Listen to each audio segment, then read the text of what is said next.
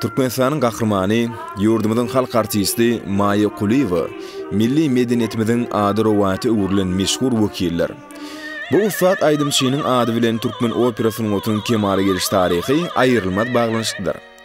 Ol geçen asaryň 40-njy ýyllaryna milli operasynyň otunyň ýyl ýazgysyny täze sahypadan ýazyp başlan syngot işgärleriniň hataryna bolupdy. Geçen asaryň 40-njy ýyllaryna milli operasynyň otunyň düýüp tutuldy. Opera teatry döredildi.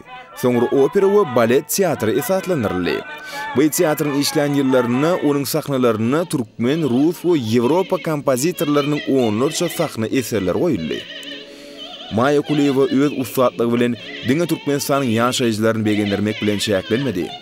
Onuň ajaýyp sesi, artistlik zehini, drama ukyby aýdymçy Venany uly meşhurlyk getirdi. Ol öz aýdymlary bilen dünýä ýüzüne aýlanyp Türkmen sahny otu bilen tanıştırdy. Halkyň söýgüsini gadynan artist denen çykyş edýän ýurtlaryny, Türkmen sahadynyň dünýäniň köp ýurtlaryny ýanglanyp başlanmagyna şatlyk we buýsunç duýgularyny başdan geçirýär. Şol ýurtlarda biziň artistlerimiz çykyş edip, bugun ýaş Türkmen sahanyň öňünde öz mümkinçiliklerini, dörejlik ilhamyny açyp görkezmäge uly mümkinçilikler dörýär. Biziň döwrümiz her bir adamy öz hünär we raýat jogapkärçiligine çagyrýar diýip görnükli aýdymçy belleýär. Meşhur artist özüniň nowatdaky dowlugyny bayram etmek bilen ýyllar insanlara olaryň sany hasaplamak üçin näle işlemek, döretmek üçin berilýär. Toplanylan durmuş, hünär tejribesiniň bolsa geljekki nesle geçirmeli. Şeýledilmese ol tejribäniň peýdasy ýokdur. Ol Aşgabatyň sahly teatrlarynyň we okuw mekteplerinden ýaş aýdymçylary, hormatly prezidentimiz Gurbanguly Berdimuhammedowyň başlangyjy boýunça gaýtadan dikeldilen türkmen operalaryny hemde täze eserler sahnalaşdyrmakda baş geňeşçi hökümine hemişe ýardam berdi. Döwlet başlanmady türkmen sahnyň otunyň meşhur wekillerini ägirdilik hormat we alada bilen garaýar. Milli liderimiz ýurdumyzyň medeniýetini ösdürmäge goşun uly goşundyny belläp, 2009-njy ýylda meşhur aýdymça Türkmenistanyň gahrman diýen belent ady dakmak hakyndaky permana gol çekdi. Ufat Aydymçy şeýlede altyn ay altyn medala munasip boldy. 2015-njy ýylyň dekabr aýynda Maya Kuliyeva bitiren hyzmatlary üçin garaşdy. Baky tarap Türkmenistan diýen tapawutlanýyş nyşany gowşuruldy.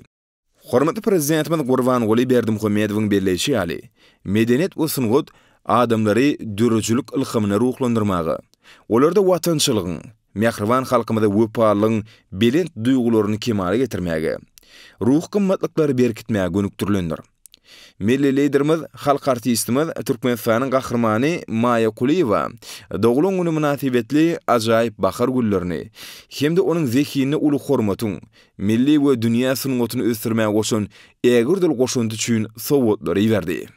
Arka dağımı canın sağ olsun, ömrün ödün olsun. Şu edyen aladalarına da tağır yalkasın. Daşığından kuvanmak, bağıtlı dövrde yaşatmak nesip etsin. Allah can gözden dillerini saklasın. Arka dağımı halkın oğlu. Sonun içinin bağlan, canın sağ olsun, ömrün ödün olsun. Ecen kakan, sizi bize verenleri çürü. Olarım kuvansın öz çağalarım. Men bağıtladım. Arkada prezidentimizin tutuyan yolu, dünyada parahatlık olsun. Dünyada hem adam bağıtlayasın. Sonun ötürün adamlar bağıtlı durmasın kadarını belirleyin. Her yemeden ak yürekten arka dağımı hızmat edelim. Vatanımıza töyeliyim. Arka dağımı yine de kaytalasın öyle. Sizin öz sözünüzü. Sonunun koku sözü ben hiç vakitte aytmam. Öňe, dine öňe, can vatanım Türkmenistan.